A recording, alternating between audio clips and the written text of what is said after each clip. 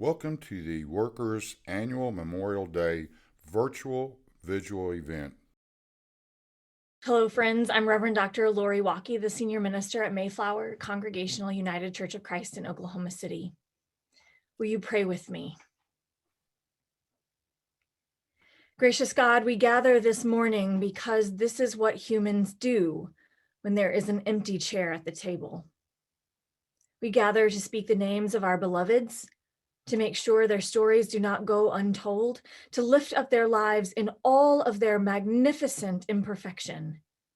We gather to hold hands, to hug each other's necks, to be with the people who share our pain, even if it is virtually. We gather to give thanks for the time we had with those whose loss we grieve. We give thanks for their lives, for what they taught us, and for the light they shined while they were here. May all that is worth remembering cling relentlessly to our hearts. We rest in the sure and certain hope that you had them before we let them go. But our gratitude is mixed with deep grief, and grief is an unwieldy thing. It has no schedule. It appears when we least expect it, even though at times it seems a constant companion. Help us to not be consumed by it, Holy One, for that would be to dishonor the ones we love. We have heard it said that those who mourn shall be comforted, and we trust those words to be true. So grant us your peace that really does surpass all understanding. We also gather so that we can strengthen our resolve, for our hearts are broken, Holy One, at the thought that we failed those who we remember today through inattention and callousness. We know your heart is broken too, and the only thing to do now is to resolve to honor their memory by doing better. So we promise, Holy One, to do everything we can to not lose one more. We will not lose one more because of unsafe workplaces, because we asked someone to complete a job at the risk of their health, or because we cut corners in the name of the bottom line, or because our policies put profit over people or corporations over our families. Safety, protection, well-being, these are the words we will work for. We know we can do it. We must do it. Our children are counting on us. We are counting on us. You are counting on us. May we be found faithful. Amen. Hello, my name is Leslie Osborne. I am the Labor Commissioner for the state of Oklahoma. At the Department of Labor, we're tasked with safety of citizens and safety of the workforce.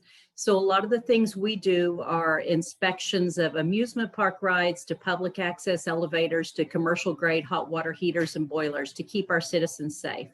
But another key and very important part of what we do is that we have safety trained consultants, OSHA trained consultants that will go out to any business in Oklahoma that requests our services to build a safety plan and to do everything they can to keep their employees safe on the job. Congress has passed multiple laws to guarantee that every worker should be safe at their workplace. But despite this, thousands of people are injured or die across the United States every year while they're merely going to their job, merely working. This is not acceptable. So Workers' Memorial Day this year is on April 28th. It commemorates these workers and encourages current workforce to continue demanding safety improvements and to encourage business owners to work with safety consultants and people like the Oklahoma Department of Labor Division. They can do everything to keep your employees safe. The goal of this event is to ensure that safety is understood to be a right in the workplace. Thank you for joining us today to commemorate those who have been injured or lost their lives on the job in Oklahoma this year. We appreciate you being with us here to memorialize these people. I want to welcome you and thank you for participating in the 2021 Workers' Memorial Day presentation. My name is Stephen Kirby and I'm the Area Director for Federal OSHA for the Oklahoma Area Office. I have been with OSHA since 2008 and a lifelong resident of Oklahoma. Just like everyone, we have been impacted during this past year, and with the help and support of the Oklahoma State Department of Labor, Oklahoma AFL-CIO, and all the committee member organizations, we are thankful that we can be a part of this year's presentation. We are here to remember and honor those who lost their lives in 2019 and 2020 at work or on the job. While still not in person, this year's program is meant to let the families, co-workers, and friends of those who were lost know that we care and we are still doing all we can to prevent such tragedy. As an agency, OSHA has a mission to ensure the health and safety of the American workforce. Everything we do is meant to have some impact on improving our ability to achieve that goal. Over the years, as a compliance officer, then assistant area director, and now area director, I've been involved in the task of investigating and helping others investigate the loss of life that occurred on the job. All of us in our day-to-day lives never imagine when we leave home that we may never return due to a workplace event. However, it happens all too often, and even once is too many. Most of the public never realizes how many lives are lost each year in the workplace in Oklahoma. Even at our best, there's a terrible toll that typically takes over 20 and often as high as 35 or more in the worst of years. Those numbers represent only those that our office has jurisdiction for and investigates. What many members of the public do not realize is the nature of these incidents and just how broad a spectrum of our everyday lives they affect. If you ask anyone about what they think are the most hazardous or dangerous types of work, most of the answers are things we expect and recognize. What we typically don't consider is just how the routine and mundane can also lead to such a loss. If we look back over the past 2 years, we see incidents related to jobs and duties in the workplace that touch every aspect of our day-to-day lives. It starts from the moment we get up in the morning and switch on the lights or turn on the TV to see the news. We've had losses with the power companies and the people who bring us cable and high-speed internet. The employees who grow and process and deliver and stock the shelves at our favorite stores have lost co-workers, whether it's the food we eat or the products and services we use daily. The workers who repair and maintain the cars and trucks we drive and use at work, building and repairing the roads, along with the buildings that we work in, have all had multiple losses. And of course, in Oklahoma, the energy industry, exploration, production, support, and transport have all suffered losses. This past year has also added a new chapter in our story as well and brought to the forefront our dependency on the healthcare workers and just how much we have taken them for granted in the past. In order to deal with this, OSHA is often responding after the fact when the death or serious injury is reported to us. However, the agency, our own Region 6, and the office in Oklahoma City do our best to be out in the workplace during doing outreach, as well as inspections to address the hazards before a serious event can take place. We have what we hope is a comprehensive set of emphasis programs that allow us to do inspections in all the areas where incidents are most common. These emphasis plans include both local and national, with a focus on industries where the hazards are the greatest. We look at not the specific company, but the nature of the hazards, whether it's fall, struck by, or caught in. We also look at the industry sectors such as metal fabrication, construction, or oil and gas. Included in all our plans are the nature of the chemicals that are involved, such as silica, lead, and chrome. This is by no means all of our emphasis plans, but something to let you know that we as an agency and department are constantly thinking of where the hazards are and trying to do our best to address the conditions that can cause the injury or loss of a loved one before it happens. We, the agency, our local staff, want to be a resource for you, your families, and coworkers. On behalf of everyone involved in this year's presentation, we want you to know that at any time you have a question, concern, or a need, please reach out to us. Please be assured that if we cannot provide you an answer, I hope that at the very least, we can guide you to the right location and provide you some form of insight. Thank you. First of all, I would like to wish my condolences to those who have lost a loved one in an occupational incident this year. They made the ultimate sacrifice. They went to work and did not come home. Hi, my name is David Bates. I retired from OSHA about 2 years ago after 36 years of service. And my last 10 years was with OSHA as the area director in Oklahoma, the position that Stephen Kirby has now. I continue to speak at this event because I view it as one of the most important acts that OSHA and the community in Oklahoma can be involved with. It's an honor for me to come back and speak to this at this event. It's very important that we have a necessary vigil like this. We started this event several years ago on the steps of the Oklahoma State Capitol with a small group of people, about 15 to 20 people, and it has grown every year. It continues to be a great event because of a coalition of caring people who get together, plan, and carry out the event. They do it because it's the right thing to do, and it is the least the community can do to honor your loved ones. There's nothing I can do or say today that will bring your loved one back, but I would like to talk a little bit about what needs to change, what we can do to decrease or maybe eliminate the number of incidents resulting in the loss of life within the workplace each year. And I'd like to emphasize, we say incidents and not accidents, because the term accident tends to possess a connotation that the event was unforeseeable, unpreventable. But most of these incidents are preventable.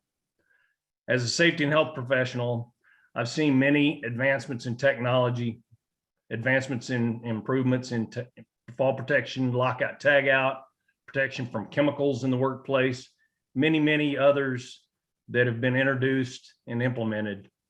What is troublesome is that the incidents that continue to occur are not complex events, and more than not are easily preventable. We all see incidents in the news, the results of employees being severely injured or killed. Most of them we've seen before, and we know from reading or seeing what happened that they were preventable. We can all do better. So how can we make a difference? How can we change the workplace culture to ensure all employees come home every night? I say how we make a difference because it will take all employers, it will take employees, and our community working together to make an effective change.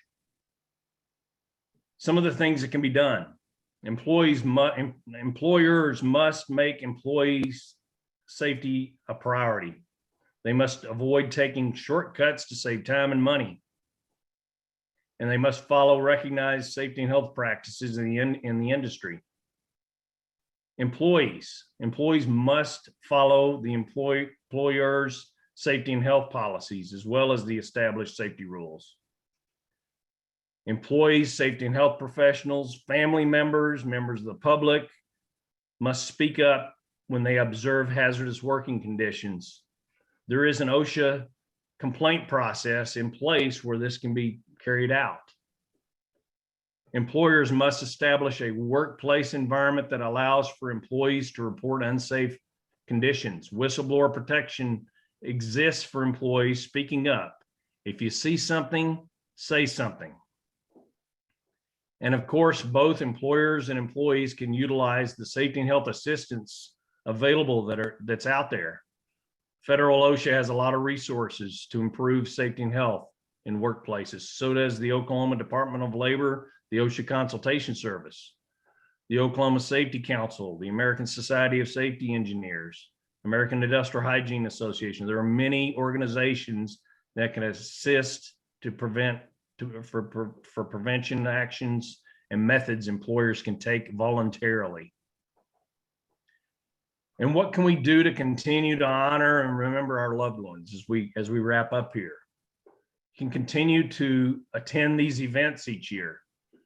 I've seen at these events, hopefully next year we'll be able to get back together in person again, but I've seen family members talking to each other and witness that they've helped in the grieving process. contact OSHA with questions that you have. A lot of people need closure, and OSHA might be able to give that to you and explain what happened to your loved one. And now I'd like to wrap up and leave you with my hopes. And as I mentioned earlier, I worked in safety and health for 36 years, and I've seen a lot. I've seen tragedy, but I've also seen what can happen when people work together toward a similar goal. Without hope and vision, there can be no change. So I hope you will return to this event in the coming years to honor your loved ones. I hope you find the answers to questions about the incidents involving your loved ones for closure. I hope your employers, employees, and our local, state, and federal government leaders make decisions to further safety and health in the workplace. And I hope attending this event to honor your loved one helps with your healing. Thank you and God bless. And now the reading of names by Megan Christie with Oklahoma OSHA and Dawn Schooler with Oklahoma Department of Labor. Ruben Agredano Fernandez, Zachary Bailey, Jerry Baldwin, Javier Barraza, Homero Peron Alacon, Joseph Bright, Kelly Buggs, Benjamin Kane, Cletus Cason, John David Childress, Brett Collins, Joseph Crook, Andrew Davis, Travis Farley, Tim Fritz, Antonio Obregon Eduardo Garcia, Raul Garcia, Luis Garcia Colindres, Ross Garrett, Charles Goodfellow, Christian Guess, Calvin Gushikin, Jace Hamner, Michael Hayes, Jimmy Heffley, Gene Hill, Eddie Holloway, Stephen Hopkins, Greg Horn, Oswaldo Yaquez Frari, Craig Johnson, Larry Johnston, Robert Cohn, Shirley Lanning, Albert Laughlin, Taylor Lewis, Jared Lindsay, Jose Asuncio Hernandez Lozano, Carrie Lyman, Manuel Madrid, Roy Maggard, Bernardo Martinez, Jacob Miller, Patricio Munoz, Dustin Parker, Lionel Paul Parker, Jared Pierce, Jose Ramirez, Jacinto Ramos, Isidro Ramos Sanchez, Alan Rendon, Octaviano Reyes, Raheem Ricks, Kevin Ryan, Alexis Salinas, Jason Smith, Ryan Snyder Jones, Jared Taylor, Laura Taylor, Jason Wammer, Roy Washington, Joshua Welch, Jim Wise.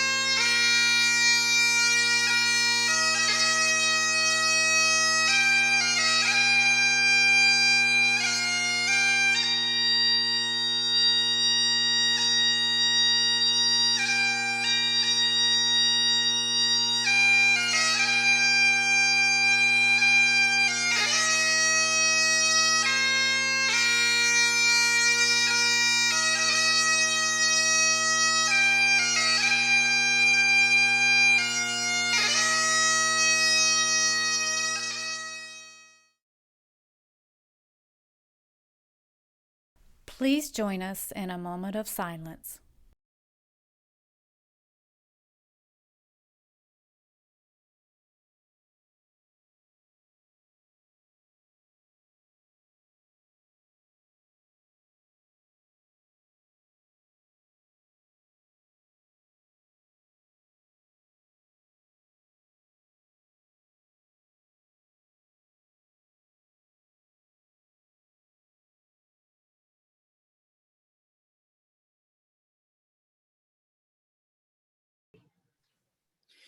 In wrapping up our event today, we appreciate you for joining us to remember and honor those who lost their lives on the job over the last year in our state. Going forward, our goal must be to ensure safe workplaces for all. For all of our citizens, it must be a right. Even one loss of life is too many.